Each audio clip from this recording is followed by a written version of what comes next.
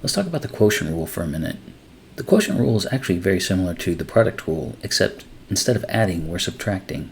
As the rule states here, if you have a base a raised to the power of x divided by the base of a raised to the power of y, that will equal the same thing as a to the x minus y. But how do we get to here?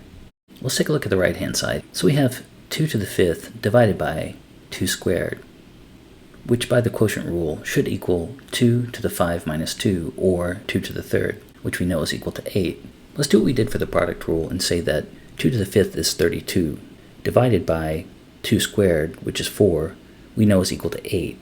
So imagine writing this out and really expanding it so that you write all the 2's. You're going to have 5 2's in the numerator and 2 2's in the denominator. So what you're going to do is you're going to cancel those out, which is really the same thing as subtracting. Let's take a look at another example.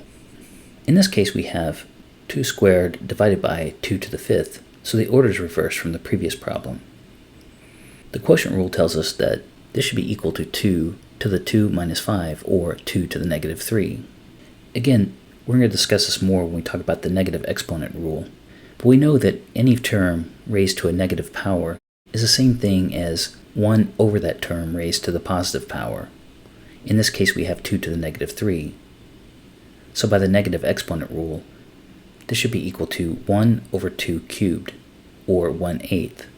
Again, if we expand this problem out and divide, what we see is that 2 squared is equal to 4 divided by 2 to the 5th, which is equal to 32. That ends up giving us 4 divided by 32, which is in fact 1/8. Let's take a look at one more problem in the quotient rule. We have 3 squared divided by 3 squared.